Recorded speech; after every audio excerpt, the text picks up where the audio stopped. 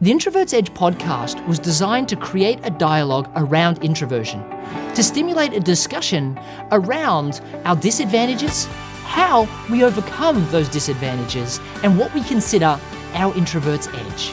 Together, we're finally going to confront the stigma around introversion, showing that we're not second-class citizens, we're just different, and we need to embrace that.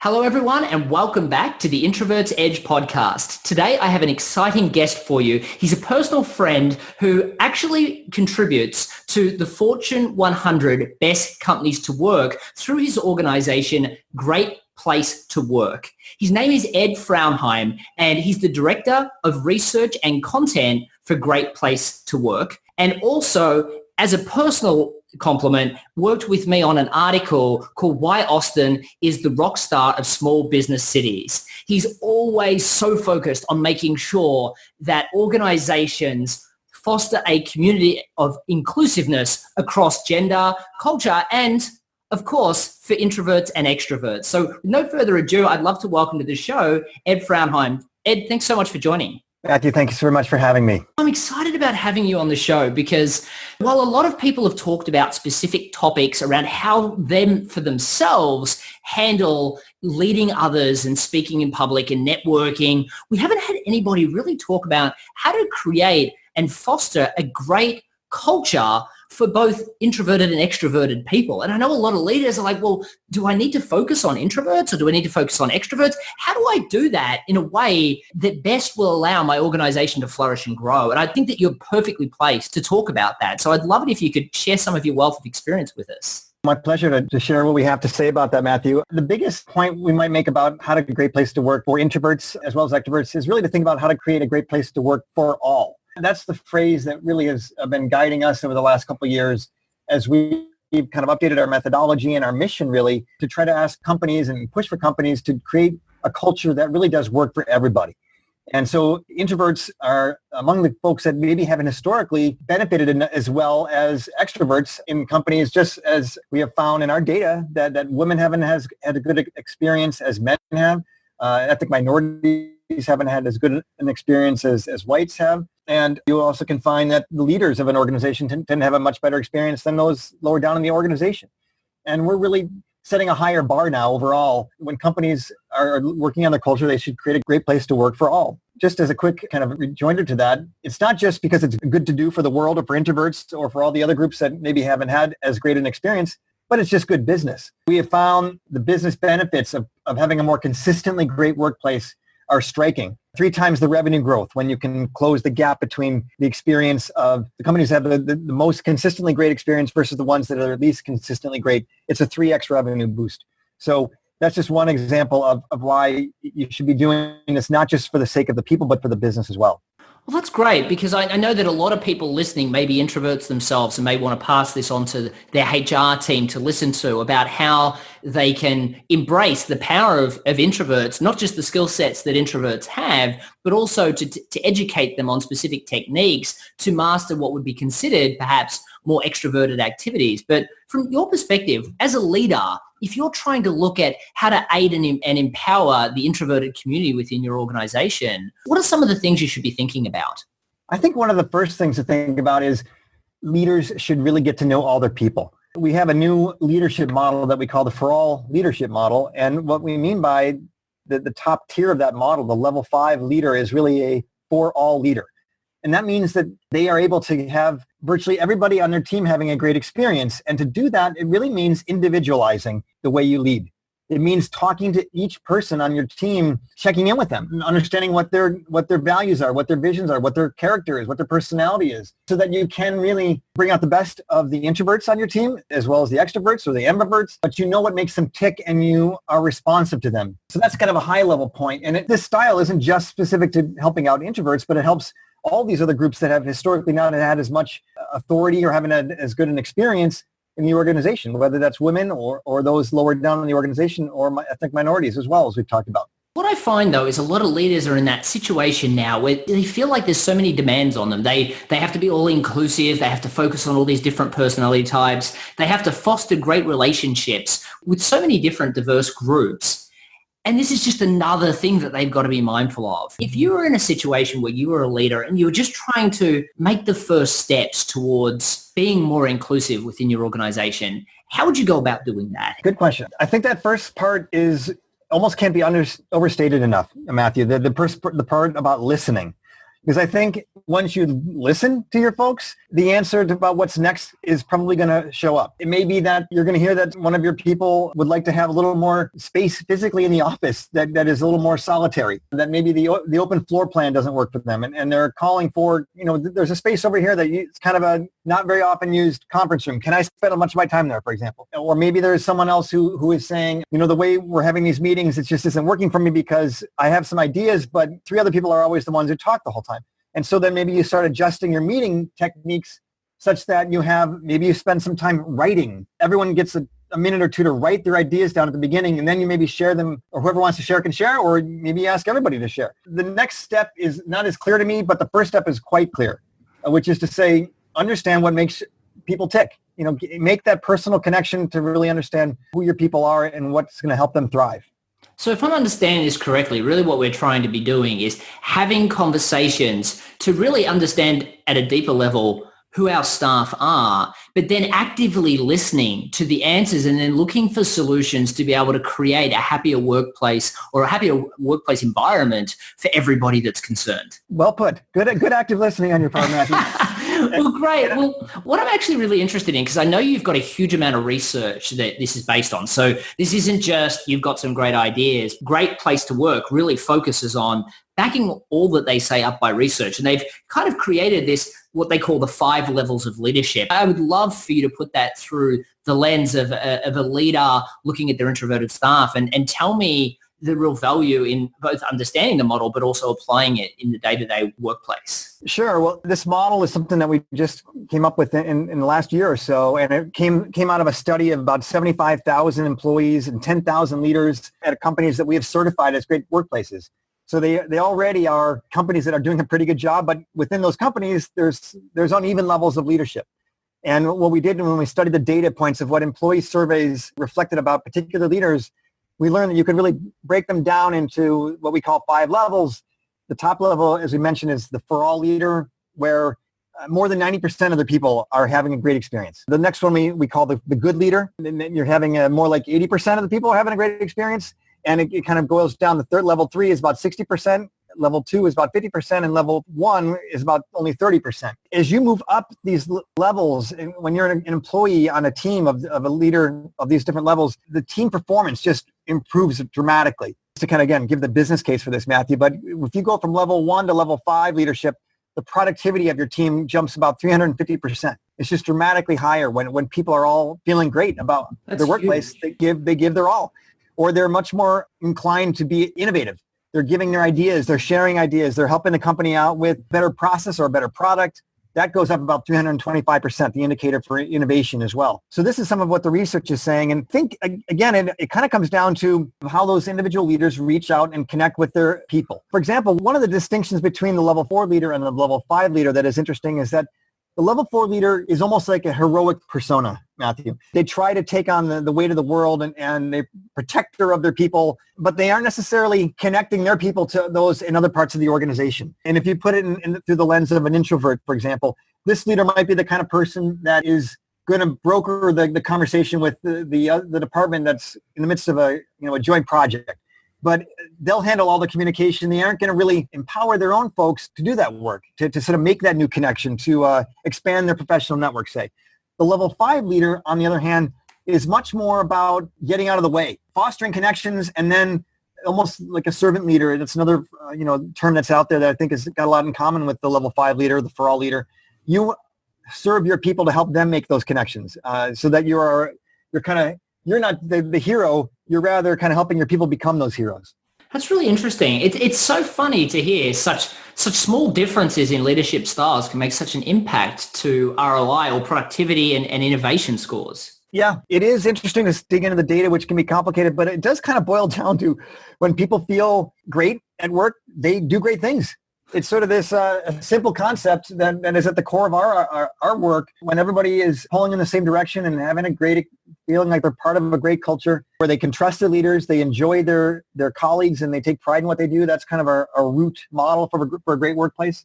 When that's consistently true across the organization for introverts, extroverts, men and women, et cetera, these organizations just take off. And I can give a quick example of one organization I've just done a deep study on. If you'd like me to share a little bit about a study we did on Hilton that has some of these principles. And yeah, I'd love that. Well, Hilton's culture, because Hilton, it wasn't specific to the extrovert question, but I think it speaks to it. We look at how they have done a great job of closing the gap between leaders and frontline employees. And the numbers show it. Over the last 5 years, they've dramatically increased the score, the overall workplace culture scores on our survey for individual contributors up to the level of most managers. A key part of how they do it is kind of what I was mentioning before, that the individual leaders are speaking to their teammates, to those on their team, and seeing themselves as teammates and working alongside them, getting to know them individually. I talked to one Hilton catering manager in Chicago who talked about how she joined a team after it had been led by someone else for about 17 years or something like that, a long, long time. And she just kept having these one-on-one meetings to understand what makes like the 20 people or so on her team tick. She came away with very different answers. Sometimes they just love coming up with new good ideas for the food, for the organization, and for the clients. Other people might be in a very different place. Like their main focus is work-life balance because they've got a new baby at home. So that's the kind of way I think ultimately you get people to buy into the mission of the organization when they feel cared for, when they feel known. And that is a lesson that can really apply to managing introverts well, to bringing the best of them to the table. Well, I think that's a really interesting message for introverts themselves as well, who are leaders, because so many introverts like the idea of creating a business because they then can run the business in the privacy of their own home, or so they can develop a business that revolves around them, their family, and their life, not the other way around. But then they have to, at some stage, employ staff. And if you're not constantly communicating with your staff and understanding what their motivators are and what's important to them, then you're always going to have staff that, by the sounds of this research, that are delivering subpar results. And also their ideas that they provide or put on the table are going to be a lot less. We had Ryan Dice on the podcast a while back, and he was talking about the fact that he always used to meet with his team and used to always have meetings individually to build a quality team to then step forward. And now his company's obviously a lot larger, and he just works with the leadership team that then works with those staff members. But it all starts from developing that core team that will just do anything for you. And it sounds like yes, the proof is in the ROI, that it seems even in all these top organizations that deliver. I think that is exactly right. Especially if you're at the top of an organization, you want to get your immediate team having that great experience. And we've actually homed in on that with a new category as far as measuring the 100 best workplaces as executive effectiveness. Does that top team work well together? And are they able to cascade that good experience down through the organization in a typical hierarchical organization? So I think that's right. But I would say I think that there are some ways that introverted leaders can do the work that I'm describing that may not be as uncomfortable or that may be more their speed. I think one thing that's underutilized in organizations and probably by some introverted leaders, making space for people to write ideas before they come to meetings or instead of meetings. I think when you go to meetings and when you ask people to break into small groups and also breaking into pairs of two, or say where it's not as difficult for someone who has to speak in front of the whole group, for them to share an idea in a pair is a lot easier, right?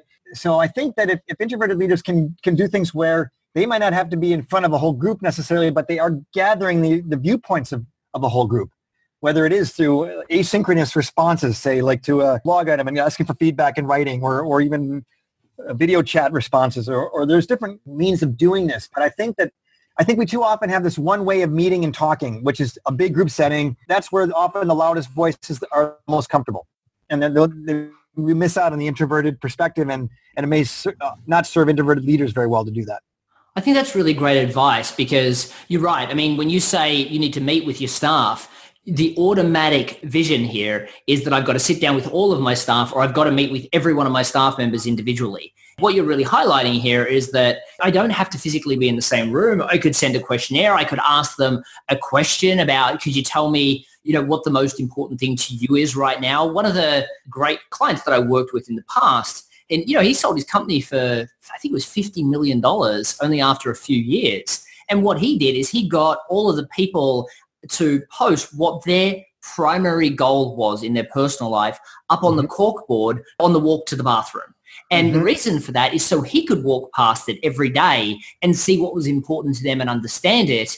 And he would write on the occasional one a little note about how he hopes they can get it or whatever, just to show that he was reading these and paying attention to them. And he said that created such camaraderie because he felt that he was part of their goals and part of their destiny that they're trying to achieve. And as an introvert himself, that allowed him to feel a lot more comfortable because he could walk up to somebody's desk and just have a conversation with them about that, as opposed to trying to figure out what to say. Yeah, that's great. And again, this is not just something that is a feel-good measure for introverts. The research I've seen on effective innovation indicates that people are much more effective in coming up with positive, productive, valuable ideas when they do first work individually, then come together. And often I think we have this notion of team brainstorming that is suboptimal, and so the kind of practices you're describing with the corkboard or that I'm talking about aren't just for helping introverts. It's actually for helping the organization. I think that's really valuable information because a lot of people that are listening might be going, oh, but I can't go and convince HR to change the entire practices within the business just to help introverts.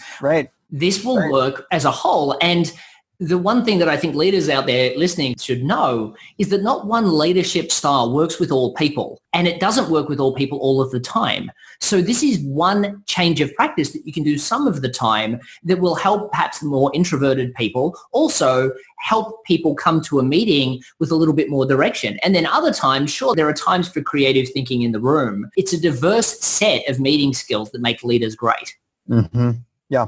Now, you spent a lot of time on a new book that's coming out shortly called A Great Place to Work for All. And I know this is backed by a huge amount of research, and there's some real practical strategies in it for people that are trying to create an all-inclusive workplace. I'd love to just really share with me a little bit about why this book came about and why I care about this book and what it will do for me. Sure. The quick story on the why it came about, and it's going to be coming out on March 13th. It's going to be found on Amazon. Also, we're giving it away to everyone who comes to our conference, our summit, March 7th to 9th in San Francisco. But the reason why we wrote it is that we really wanted to show that we have updated our thinking and our methodology, as we've talked about earlier, that we're not just talking about a great place to work on average when we take everybody's scores on our employee survey for how good a culture is, but rather, is it consistently great? Is it great for all? And we highlight all the evidence that when you are consistently great for everybody and the whole organization, the business moves ahead. And I think the answer to your question about why might I care, besides the business case we've talked about, is two other things we really talk about, is that these companies, these great places to work for all, are not only better for business, but they're better for people and better for the world.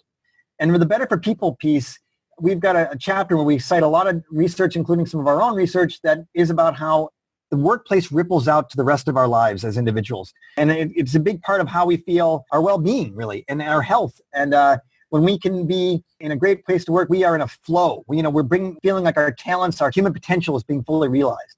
So that's a big part. And then it ripples even beyond our own personal well-being to our families, to our community, to the world. Insofar as when you have these great places to work for all, not only are they kind of creating greater, healthier communities, better families where there's less parents bringing the difficulties of work into their home life and having a more conflict-oriented family life. We're yelling at the kids, taking their bad days out on the kids.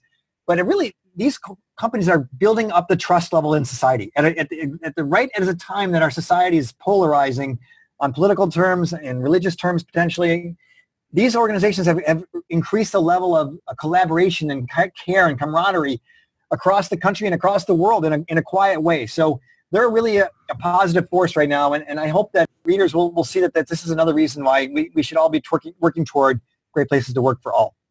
Well, I appreciate you sharing that. And having looked at the book myself, I know it provides a huge amount of value. I do have one follow-up question just based on the companies that you've spoken to, because as a conference leader myself, and I know you're very involved the same way, quite frequently I'm approached by making sure that I have the right balance of genders and the right cultural balance within the speakers that speak from my stage. And when I have a podcast interview, if I don't have enough gender and cultural diversity, I start to get comments, well. What I'm surprised is that generally the introversion versus extroversion is generally one of those things not discussed. And the reason why I bring that up is from a great place to work perspective, Do you feel that the introversion extroversion conversation happens at a leadership level around the inclusiveness as much as perhaps gender and cultural diversity does? No. How about that for a quick answer? I think it's a missing part of the conversation. I think that's a great thing about your work and your new book that I was happy to and read and endorse. I think you're really you're helping to fill a gap. And it's not just a gap that's a nice to have to make introverts feel better. It's really for the entire society, for organizations and the society to advance. We've got to bring everybody along. And for too long, we've had an extroverted focused society. And as a parent of 2 kids, one of whom I think is pretty introverted, this is an important issue to me. And I know to you and to a lot of other people as well. And I hope that the work you're doing is going to raise this conversation up to a higher level. Ed, I really appreciate your advice and all the support. I mean, you gave an amazing review for my book, which I really do appreciate. And I'm sure your book will do amazingly. I know that the whole team at Great Place to Work has worked incredibly hard on it. So I'm really excited to see that out in the world and in the hands of people that can actually make a difference in the workplace as a whole. Great. Well, it's our pleasure to keep plugging along there, Matthew. Well, great stuff. Well, Ed, I know that, I managed to get you in before your big conference is coming up in San Francisco in the early, I think it was you said the 7th to 9th to March. So I won't take you any longer, but I really do appreciate you sharing so much value with the listeners of the Introvert's Edge. My pleasure to be here. Perfect. Well, for everyone that's listening at home today or perhaps on their drive into work or home from work, thank you so much for listening again today. If you enjoyed the content today, I urge you to go to iTunes or Google Play or any of the other platforms that allow you to listen to this podcast and make sure you click subscribe and post a review. Your reviews and subscriptions really do help to raise us to the top of those charts and allow more introverts perhaps looking for content on how to be successful in both business, their careers and their lives, access this content and start to really change direction in where they're really heading. So I really appreciate everybody listening today, and I look forward to seeing you in the next episode of The Introvert's Edge. Cheers.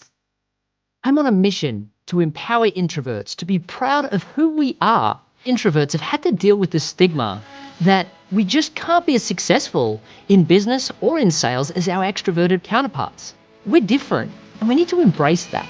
I instinctively shied away from sales. I didn't want to be a salesperson. My closing ratio has gone from 15% up to close to 80%. We nearly quadrupled the number of meetings set with clients. Your book was a great revelation to me about me. I've been fortunate to receive some endorsements from some exceptional introverts. They've shared with me how much they resonated with the stories of these real people and how they transformed to being sales masters. It talks about the things that make an introvert successful. Every book was written for extroverts, and there needed to be something for us. Get your copy of The Introvert's Edge today.